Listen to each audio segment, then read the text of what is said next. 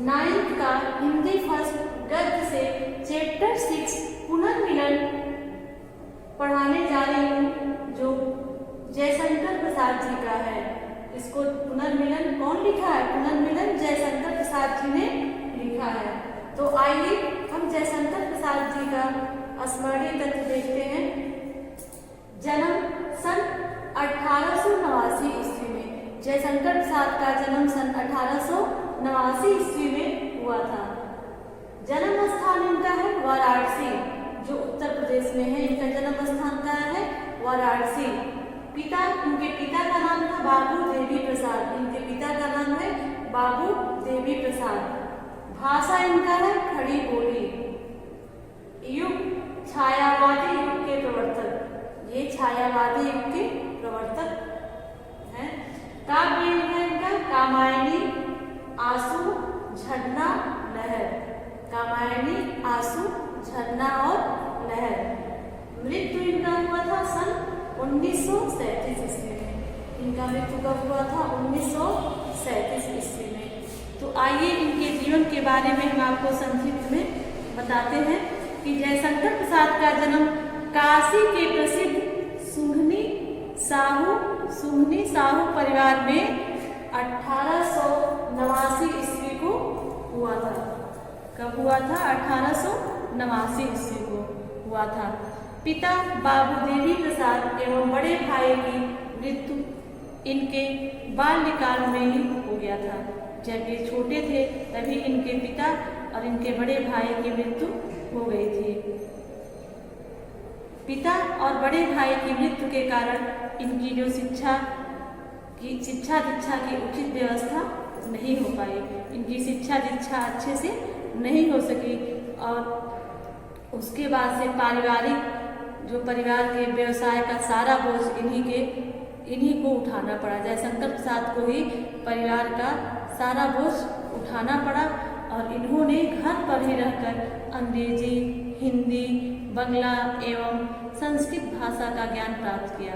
ये स्व अध्याय के द्वारा ही अंग्रेजी, हिंदी, उर्दू और संस्कृत भाषा का ज्ञान इन्होंने प्राप्त किया। प्रसाद जी के जीवन में अनेक विपत्तियां आई और प्रसाद जी को अनेक विपत्तियों का सामना करना पड़ा। इनकी तीन पत्नियां थीं। इनकी तीनों पत्नियों की मृत्यु हो गई और प्रसाद जी की तीनों पत्नियों की मृत्यु हो गई और इन्हें अनेक मुकदमे भी लड़ने पड़े। और अपने पैतृक कार्य को करते हुए भी इन्होंने अपने अंदर काव्य प्रेरणा को जीवित रखा और अपने अंदर इन्होंने क्या किया? काव्य प्रेरणा को जीवित रखा। और इनका जीवन क्या था? बहुत सरल था। प्रसाद जी का जो जीवन बहुत ही सरल था।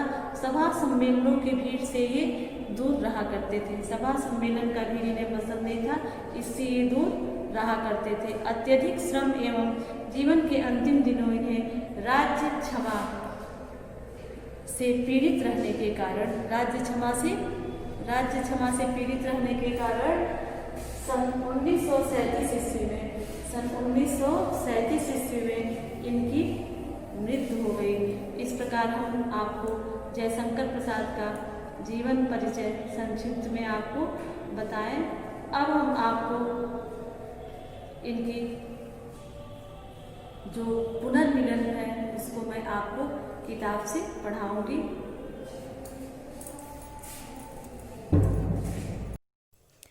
आइए हम जयशंकर प्रसाद का पुनर्मिलन कविता पढ़ते हैं और इसकी व्याख्या आपको बताते हैं। तो देखिए, चौंक उठी अपने विचार से कुछ दूरागत ध्वनि सुनती, इस निस्तब्ध निशा में कोई चली आ रही है कहती, अरे बता दो मुझे दया कर, कहाँ प्रवासी है मेरा, उसी बावले से मिलने को डाल रही हूँ मैं फेरा। तो यहाँ तक का अर्थ देखिए कि चौंक उठी अपने विचार से, इसमें श्रद्धा मनु से रुष्ट होकर के सारस्वत नगर चले गए हैं। कहाँ चले गए हैं? सारस्वत नगर। और वहाँ वे संघर्षों में घायल हो गए और श्रद्धा ने उनकी इस स्थिति को स्वप्न में देखा। जब मनु घायल हो गए हैं तो श्रद्धा उनकी स्थिति को स्वप्न में देखती हैं और मनु को ढूंढने के लिए निकल पड़ी। मनु को खोजती हुई श्रद्धा का वर्णन किया गया है। इसमें मनु को खोजती हुई श्रद्धा का वर्णन किया गया है। श्रद्धा मनु को खोजती हुई जा रही हैं। चौंक उठी अपने विचार से कुछ दूरागत ध्वनि सुनती। और श्रद्धा जब मनु को खोजती हुई जा रही हैं, रात का समय है और एकांत निर्जन वन और अपने विचारों में डूबी हुई श्रद्धा चली जा रही हैं। और ईडा जो सारस्वत नगर की महारानी हैं, वो अपने विचारों में डूबी हुई अपने राजमहल में बैठी थी। चौंक उठी अपने विचार से कुछ दूरागत ध्वनि सुनती और अचानक दूर से आती हुई आवाज सुन करके चौंक उठी अपने विचार से। वो अपने विचार में डूबी हुई बैठी थी, अचानक चौंक करके उठ करके वो बैठ गई। कुछ दूरागत ध्वनि सुनती और अचानक दूर से आई हुई आवाज सुन करके वह चौंक उठी, अपने विचार से चौंक करके उठ करके बैठ गई। इस निस्तब्ध निशा में कोई चली आ रही है कहती। और ईडा सोचने लगी, जब अपने विचारों से चौंक सुन करके अचानक से आई आवाज सुन करके चौंक पड़ी।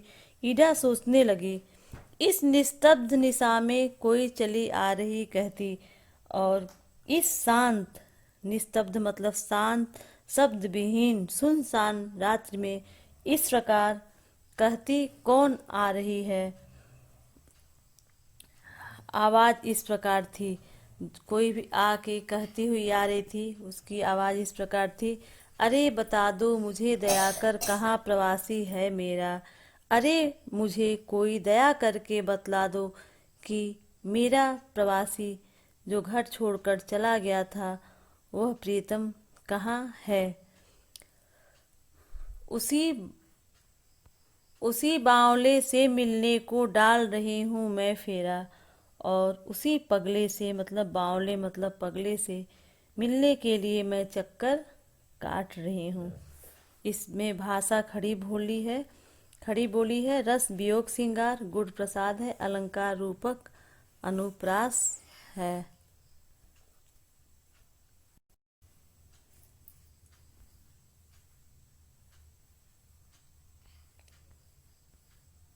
रूठ गया था अपनेपन से अपना सकीन उसको मैं, वह तो मेरा अपना ही था भला मनाती किसको मैं।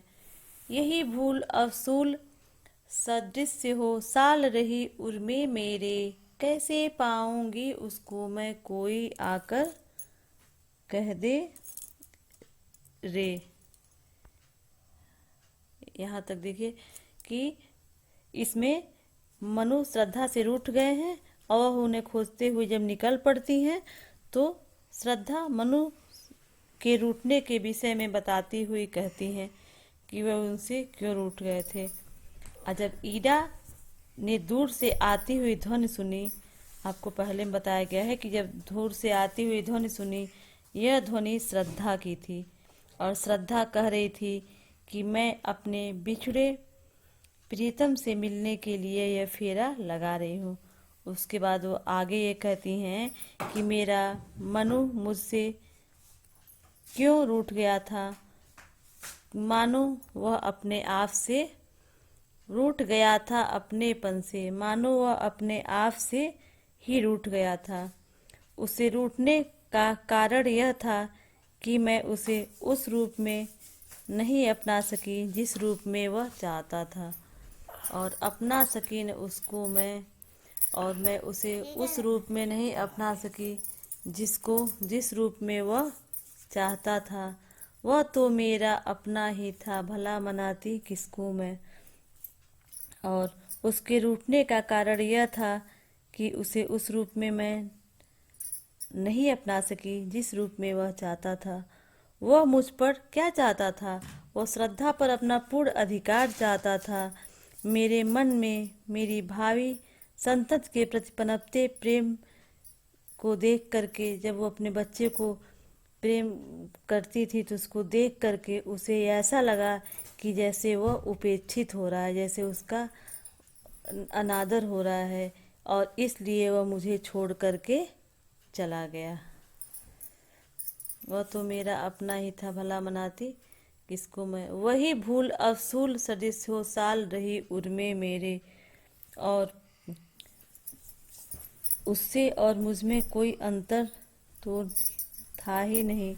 यह सोचकर ही मैं रूठे हुए मनु को मना नहीं सकी। भला कोई स्वयं को मनाता थोड़े न है, और भला कोई स्वयं को थोड़ी न मनाता है। यही भूल अफसूल सदिश हो साल रही उर्मे मेरे, और जो ये भूल हुई है, ये मुझे उसे मनाना चाहिए था। यह मेरी यह भूल अब कांटे की तरह क्या कर रही है, साल रही उर्मे मेरे, और मेरे हृदय में कांटे की तरह चुभ रही है। कैसे पाऊंगी उसको मैं, कोई आकर कह दे रे, और कोई मुझे यह तो बताए कि मैं उसे किस प्रकार पा सकती हूँ। पता नहीं वह कहाँ कहाँ भटकता फिर रहा होगा। इसका देखिए, इसमें खड़ी बोली है। उर को सालता क्या है, मुहावरा है। इसमें गुड़ है प्रसाद, रस है विप्लम सिंगार, शब्द शक्ति है अपने से रूठना, धुंधली सी छाया चलती जलती आदि लाक्षणिक प्रयोग किए गए हैं। शब्द शक्ति अलंकार है इसमें अनुप्रास। इस प्रकार से ये दूसरा भी समाप्त हुआ। ईडा उठी दिख पड़ा राजपथ, धुंधली सी छाया चलती, बाड़ी में थी करुण वेदना वह पुकार जैसे जलती, शिथिल शरीर वसन विशृंखल, कबरी अधिक अधीर खुली, छिन्न पत्र मकरंद लुटी सी, जो मुरझाई हुई कली, नौ कोमल अवलंब साथ में, वह किशोर अंगुली पकड़े, चला आ रहा मौन धैर्य सा, अपनी माता को जकड़े। थके हुए थे दुखी बटोही, वे दोनों ही माँ बेटे, खोज रहे थे भूले मन को, जो घायल होकर लेटे। तो देखिए, ईडा उठी दिख पड़ा राजपथ, और इसमें जब श्रद्धा अपने बिछड़े हुए पति मनु को स्वप्न में घायल और मरणासन अवस्था में देखती हैं, तो वह अपने पुत्र को साथ लेकर मनु को खोजने के लिए निकल पड़ती हैं, और खोजते खोजते ईडा के पास पहुंचती हैं, जो सारस्वत नगर की महारानी हैं। ईडा श्रद्धा की अस्त व्यस्त दशा का चित्रण करती हैं। तो देखिए, ईडा उठी दिख पड़ा राजपथ, धुंधली सी छाया चलती। ईडा ने जब उठकर देखा तो उसे राजपथ पर अपने महल में बैठी हुई थी। ईडा जब वह उठ करके देखा तो राजपथ में एक धुंधली सी छाया आती हुई उन्हें दिखाई दी। धुंधली सी छाया आती हुई दिखाई दी। बाड़ी में थी करुण वेदना वह पुकार जैसे चलती, और उनके स्वर में करुण वेदना थी, और उनकी पुकार दुख की आग में जलती हुई सी प्रतीत हो रही थी। बाड़ी में थी करुण वेदना वह पुकार जैसे जलती। बाड़ी में उनकी इतनी करुण, इतना दर्द भरा था कि उनकी जो पुकार थी वो अग्नि के समान जल रही थी, जलती हुई प्रतीत हो रही थी। शिथिल शरीर वसन विशृंखल, कबरी अधिक अधीर खुली। शिथिल शरीर, श्रद्धा का शरीर निरंतर चलने के कारण शिथिल हो गया था, मतलब थक गया था, और वसन विशृंखल, और उसके जो वस्त्र थे अस्त व्यस्त हो गए थे। कबरी अधिक अधिक खुली, और उसकी चोटी, कबरी मैंने चोटी, खुल गई थी, जो कि अधीरता को प्रकट कर रही थी। अधीर खुली मतलब उसकी चोटी खुल गई थी, बाल इधर उधर बिखर गए थे और उसकी अधीरता को प्रकट कर रहे थे।